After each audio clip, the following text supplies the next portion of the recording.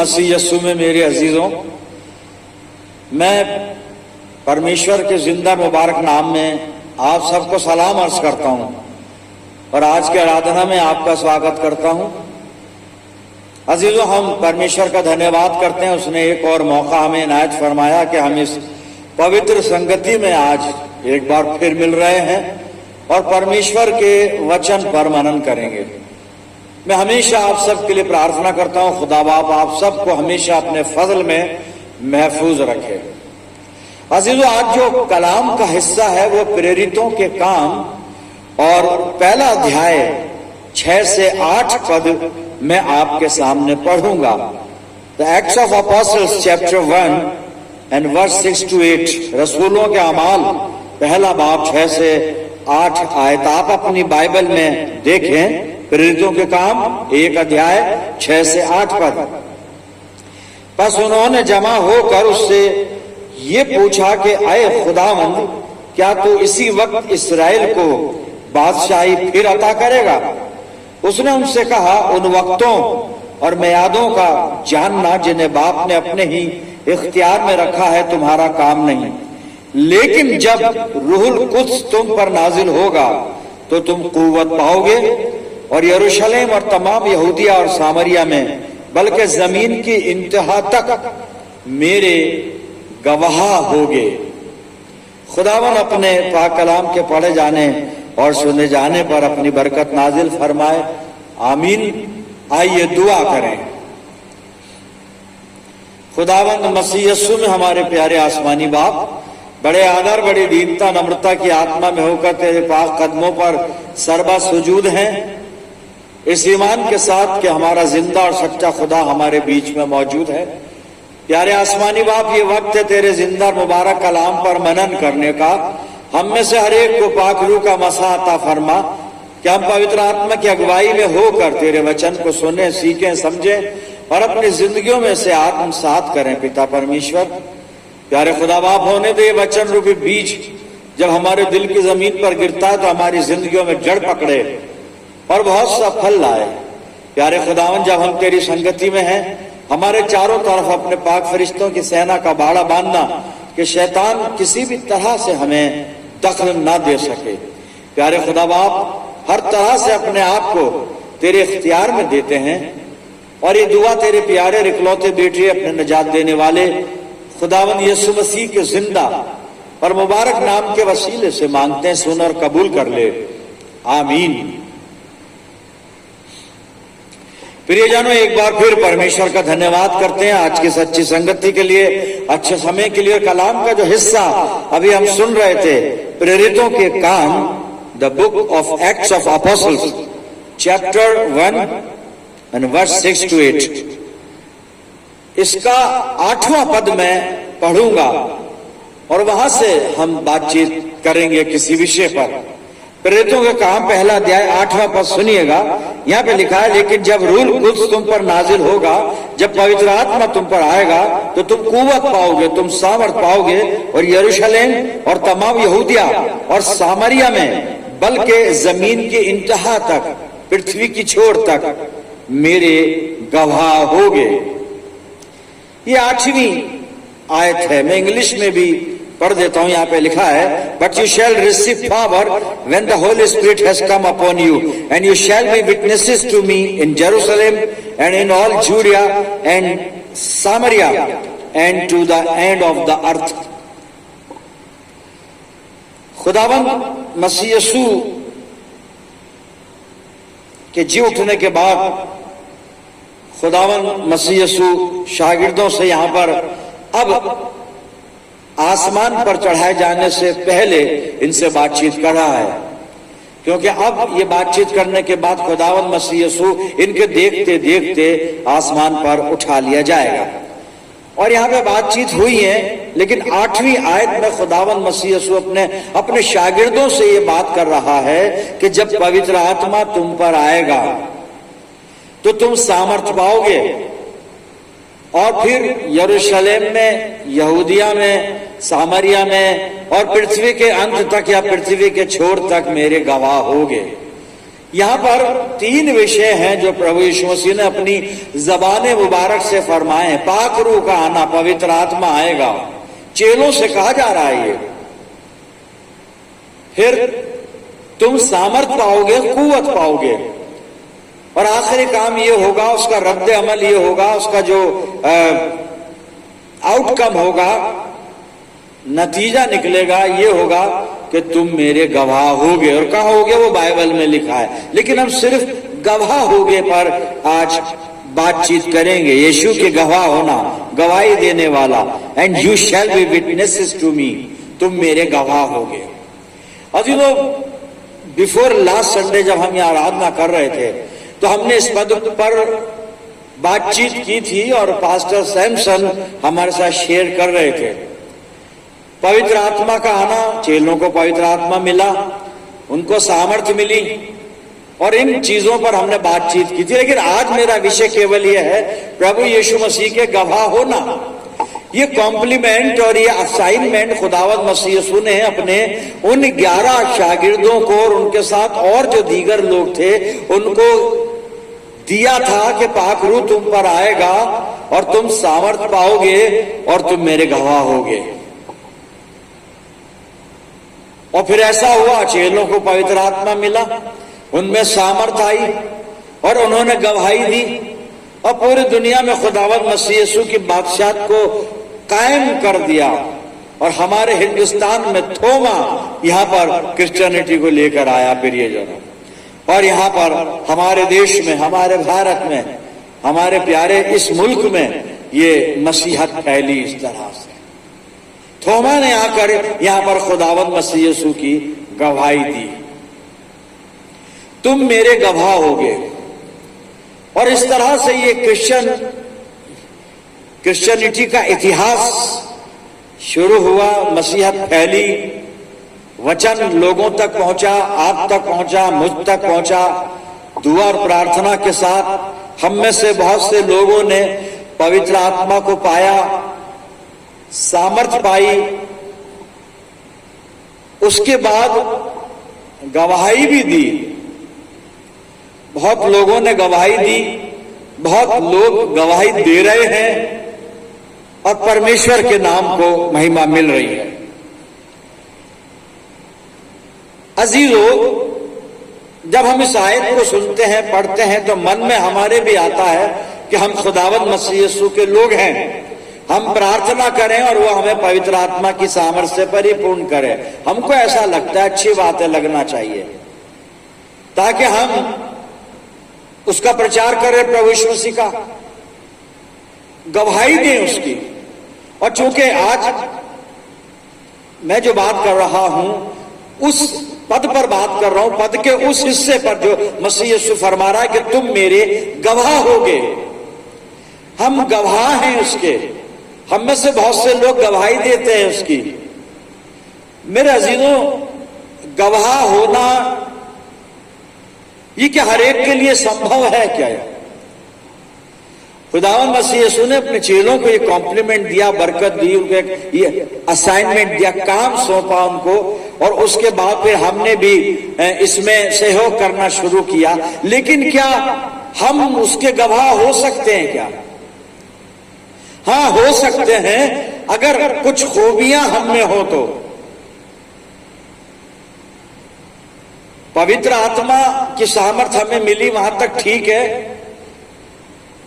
पर उसके अलावा भी कुछ और खूबियों का होना जरूरी है, तब हमारी गवाही कारगर होगी, महत्वपूर्ण होगी। और अभी जब इस सरमन को आप सुन लेंगे तो आप लोग थोड़ा बैठ के मेडिटेशन करना कि क्या सचमुच में मैं जो गवाही दे रहा हूं मेरे खुदावंद मसीह यीशु की, ये गवाही क्या बिल्कुल ठीक है? गवाही जिस खूबियों के साथ दी जानी चाहिए, गवाही के लिए जो चीज जरूरी है, क्या वो मेरे पास है जो मैं गवाही दे रहा हूं? मेरे अजीजों, गवाह की 3 खूबियां होती हैं। यीशु मसीह के गवाह है ना, और हमें से बहुत से लोग उसकी गवाही देते हैं, अच्छी बात है, मुबारक बात है। लेकिन जरा हम अपने आप को प्रिपेयर करें उस गवाही के लिए, और जरा ध्यान दें कि क्या जरूरी है हमारे लिए, और इस तैयारी के बाद गवाही दें। अगर बिना तैयारी के और इन खूबियों को रखे बिना अपने अंदर अगर गवाही हम दे रहे हैं, हमारी गवाही काम की नहीं है, वो फल नहीं ला रही है। तो गवाह की, यीशु मसीह के गवाह की बात कर रहा हूं मैं। यहां पे जो गवाह है यीशु मसीह के गवाह। 3 खूबियां होती हैं, गवाह की 3 खूबियां होती हैं। हम प्रभु यीशु के गवाह है ना, तब गवाह, तो गवाह की 3 खूबियां होती हैं साहब। पहली खूबी ये होती है, वो चश्मदीद होता है, क्योंकि कोर्ट में भी चश्मदीद गवाही चलती है। चश्मदीद गवाह, प्रत्येक दर्शी गवाह मांगा जाता है कोर्ट के अंदर। वो प्रत्येक दर्शी होता है और सत्य को जानता है वो, क्योंकि उसने आंखों से देखा, इसलिए वो सच्चाई को जानता है। पहली खूबी ये गवाह में होनी चाहिए। दूसरी खूबी, गवाह शब्दों की गवाही नहीं देता, कामों की गवाही देता है। उसकी जिंदगी में जो काम मसीह यीशु ने किए हैं वो उनकी गवाही देता है मेरे अजीजों। और तीसरी खूबी, गवाह के लिए तीसरी खूबी वो जरा खतरनाक है। तीसरी खूबी ये है, बाइबल में न्यू टेस्टामेंट में गवाह के लिए जो ग्रीक वर्ड है वो मार्टुस है मेरे अजीजों, और इससे इंग्लिश शब्द आया है मार्टर, और इसका मतलब होता है जो धर्म के लिए अपने प्राण दे दे। यानी गवाह की तीसरी खूबी है कि उसको बलिदान देना होता है, जरूरत पड़ने पर अपनी जान तक देनी पड़ती है मजहब के लिए।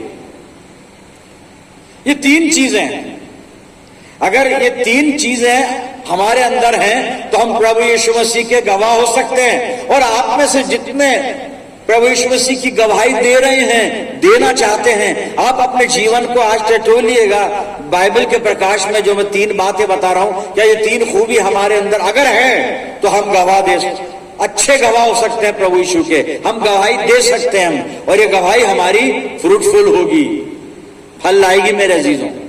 लेकिन अगर इन 3 खूबियों के बिना गवाही दी तो रिजल्ट हमारे सामने है चारों तरफ। अब बहुत सारी बातें करने का समय नहीं होता यहाँ पे, लेकिन हम ये सिर्फ खामोशी से बैठकर सोचने का ये मसला है ये, कि हमारी गवाही कितनी कारगर है, क्या हो रहा है चारों तरफ, कलीसिया में क्या हो रहा है, चर्चेस की आत्मिक स्थिति क्या है, क्या हुआ, गवाही क्यों नहीं आगे बढ़ी, गवाही में क्यों लचीलापन या ढीलापन आ गया। तो गवाह की 3 खूबियां आज बाइबल में से देखते हैं। अगर 3 खूबी हमारे पास है तो प्रभु यीशु मसीह के अच्छे गवाह हो सकते हैं मेरे अजीजों, और प्रभु यीशु के लिए बहुत सा फल ला सकते हैं। तो पहली खूबी जो मैं बता रहा था कि वो गवाह सत्य को जानता है, क्योंकि चश्मदीद गवाह होता है वो। उसने उस घटना को, उस काम को, उस बात को आंखों से देखा होता है जिसकी वो गवाही दे रहा है। वो सच्चाई को जानता है, सत्य को जानता है वो। पहला हवाला पढ़ रहा हूं मैं, चश्मदीद गवाह क्या होता है। और प्रेरितों के काम 4 अध्याय और 8 से 12 पद सुनिएगा। चश्मदीद गवाह, और ये चश्मदीद गवाह है पतरस, और महासभा के सामने पतरस बातचीत कर रहा है यहाँ पे। और विषय ये चल रहा है, कॉन्टेक्स्ट ये है कि पतरस ने एक जन्म के लंगड़े को चंगाई दे दी, और इससे ये यहूदी फकीह फरीसी जितने लोग थे ये सब नाराज हो गए, और अब अदालत चल रही है। और गवाही क्या दे रहा है साहब, चश्मदीद गवाह कैसे बात करता है। और यहाँ पे प्रभु यीशु मसीह का चश्मदीद गवाह पतरस क्या कह रहा है। प्रेरितों के काम 4 अध्याय 8 से 12 पर सुनिएगा। तब पतरस ने पवित्र आत्मा से परिपूर्ण होकर उनसे कहा, हे लोगों के सरदारों और पुरनियों, इस दुर्बल मनुष्य के साथ जो भलाई की गई है, यदि आज हमसे उसके विषय में पूछताछ की जाती है कि वो कैसे अच्छा हुआ, तो तुम सब और सारे इस्राएली लोग जान लें कि यीशु मसीह नासरी के नाम से, जिसे तुमने क्रूस पर चढ़ाया और परमेश्वर ने मरे हुए में से जिलाया, ये मनुष्य तुम्हारे सामने भला चंगा खड़ा है। ये वही पत्थर है प्रभु यीशु मसीह, ये वही पत्थर है जिसे तुम राजमिस्त्रियों ने तुच्छ जाना और वो कोने के सिरे का पत्थर हो गया। किसी दूसरे के द्वारा उद्धार नहीं, क्योंकि स्वर्ग के नीचे मनुष्यों में और कोई दूसरा नाम नहीं दिया गया जिसके द्वारा हम उद्धार पाए। यह है साहब चश्मदीद गवाह पतरस, जिसने खुदावंद मसीह यीशु को अपनी आंखों से देखा, उसके मिरेकल अपनी आंखों से देखे, उसके सामर्थ के काम अपनी आंखों से देखे, उसकी कुर्बानी अपनी आंखों से देखी, उसका जी उठना अपनी आंखों से देखा, उसका जी उठकर बातचीत करना कानों से सुना और आंखों से देखा। प्रत्यक्षदर्शी पहली खूबी, चश्मदीद गवाह बनिए, खुदावंद मसीह यीशु का दीदार कीजिए, उससे मिलिए, उससे बातें कीजिए, तब आपकी गवाही फ्रूटफुल होगी, फल लाएगी मेरे अजीजों। दूसरी खूबी गवाह में क्या होती है? वो शब्दों की गवाही नहीं देता, कामों की गवाही देता है।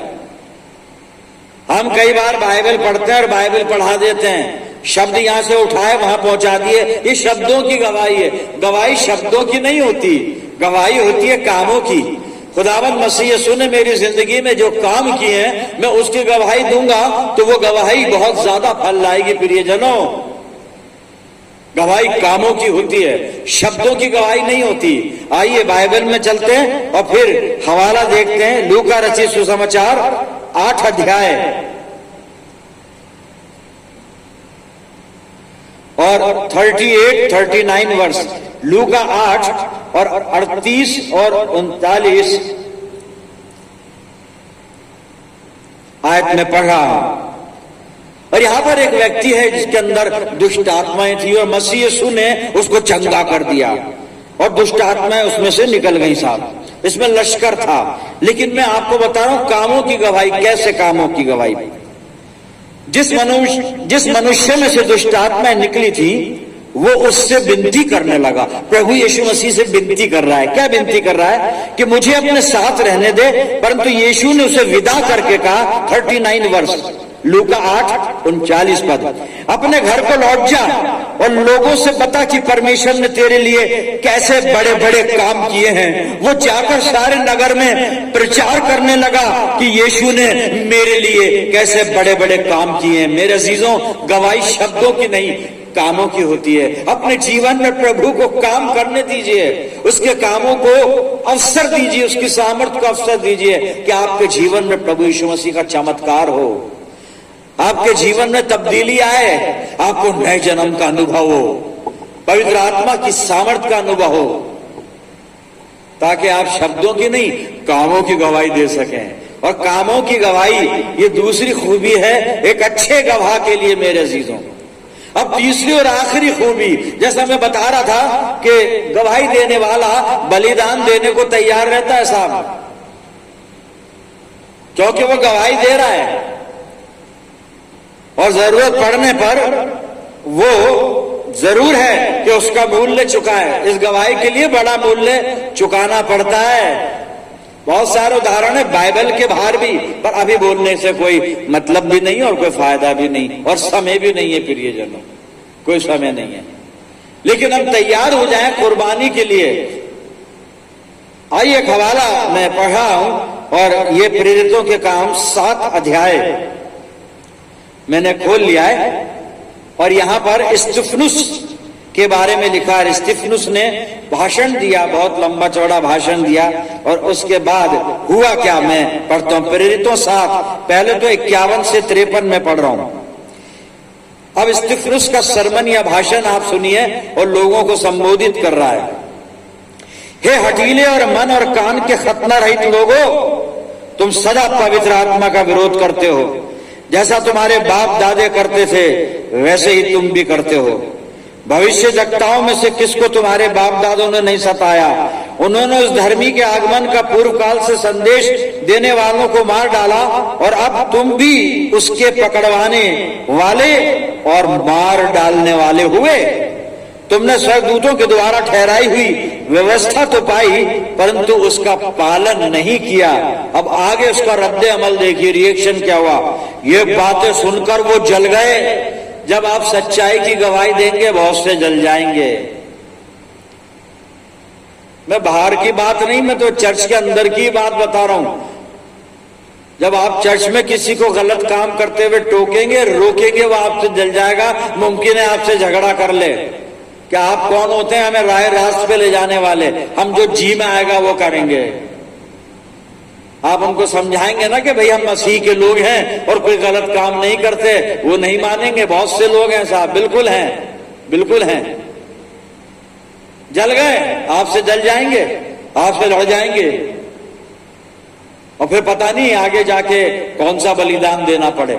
खैर, तो वो उससे जल गए। यहाँ पे लिखा 54 पद, प्रेरितों 7 और 54 पद था। ये बातें सुनकर वो जल गए और उस पर दांत पीसने लगे। अब मैं आगे पढ़ रहा हूं 54 से 58। परंतु उसने पवित्र आत्मा से परिपूर्ण होकर स्वर्ग की ओर देखा और परमेश्वर की महिमा की और यीशु को परमेश्वर के दाहिनी ओर खड़ा हुआ देखा। अब मैं इसके बाद आ रहा हूं 58 से 60 पद आपके लिए पढ़ूंगा। और उसे नगर के बाहर निकालकर उस पर पथराव करने लगे। गवाहों ने अपने कपड़े शाऊल नामक एक जवान के पांव के पास उतार कर रख दिए। वो इस्तुफनुस पर पथराव करते रहे और वो ये कहकर दुआ करता रहा, हे प्रभु यीशु, मेरी आत्मा को ग्रहण कर। फिर घुटने टेक कर ऊंचे शब्द से पुकारा, हे प्रभु, ये पाप उन पर मत लगा। और ये कहकर वो सो गया।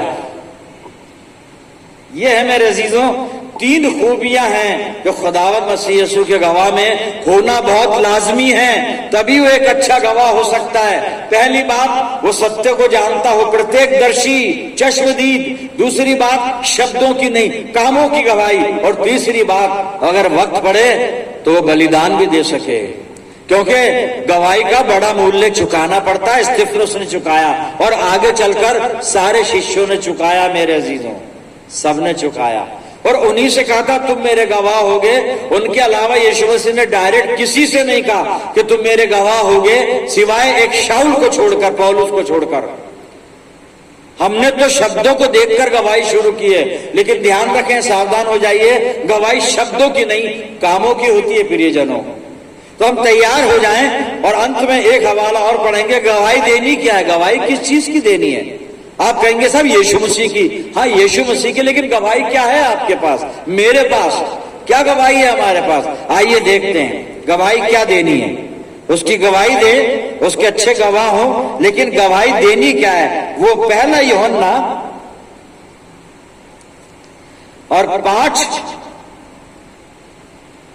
अध्याय 10 से 12 पद में आपके सामने पढ़ता हूं। पहला यूहन्ना की पहली पत्री 5 अध्याय 10 से 12 पद सुनिएगा। जो परमेश्वर के पुत्र पर विश्वास करता है वो अपने ही में गवाही रखता है। जिसने परमेश्वर पर विश्वास नहीं किया उसने उसे झूठा ठहराया, क्योंकि उसने उस गवाही पर विश्वास नहीं किया जो परमेश्वर ने अपने पुत्र के विषय में दी है। और वो गवाही ये है कि परमेश्वर ने हमें अनंत जीवन दिया है और ये जीवन उसके पुत्र में है। ये है साहब गवाही। और जिसके पास पुत्र है उसके पास जीवन है, और जिसके पास परमेश्वर का पुत्र नहीं उसके पास जीवन भी नहीं है। अपनी जिंदगियों को टटोलें कि हमारे पास जीवन है या नहीं है। क्या हम उसके अच्छे गवाह बन सकते हैं? बिल्कुल बन सकते हैं। प्रभु यीशु मसीह के अच्छे गवाह बनिए। ये 3 खूबियां अपने अंदर पैदा कीजिए प्रियजनों। पवित्र आत्मा आपकी अगुवाई करेगा, पवित्र आत्मा। आइए दुआ करें। खुदावंद प्यारे बाप आसमानी, पिता परमेश्वर, मैं तेरा अच्छा गवाह बनना चाहता हूं। प्रार्थना करता हूं कि गवाह की 3 खूबियां जो वचन ने आज मुझे सिखाई हैं और समझाई हैं, वो 3 खूबियां मेरे जीवन में हो प्रभु जी, ताकि मेरी गवाही फ्रूटफुल हो सके। प्रभु परमपिता परमेश्वर, धन्यवाद करते इस वचन के लिए। होने देना प्रभु कि हम पवित्र आत्मा की अगुवाई में होकर इस वचन का पालन करें। जितने प्रियजन प्रार्थना में मेरे साथ सम्मिलित हैं, मैं इन सब के लिए दुआ करता हूं। खुदावंद, तेरी शफकत, रहमत और बरकत का साया इन सब अजीजों पर हमेशा बना रहे। प्यारे आसमानी बाप, हम सब मिलकर पूरे आलम के लिए दुआएं खैर मांगते हैं। परमपिता परमेश्वर, अपनी जिंदगियों को सारी बातों में तेरे अधिकार में देते हैं और इस प्रार्थना को तेरे प्यारे इकलौते पुत्र अपने उद्धार करता खुदावंद यीशु मसीह के जिंदा और मुबारक नाम के वसीले से मांगते हैं। सुन और कबूल कर ले, आमीन। अब हमारे प्रभु यीशु मसीह का अनुग्रह, पिता परमेश्वर का प्रेम, पवित्र आत्मा की सहभागिता हम सब के साथ, हमारी समस्त मंडलियों के साथ और तमाम विश्वासियों के साथ अब से लेकर हमेशा तक होती रहे। आमीन।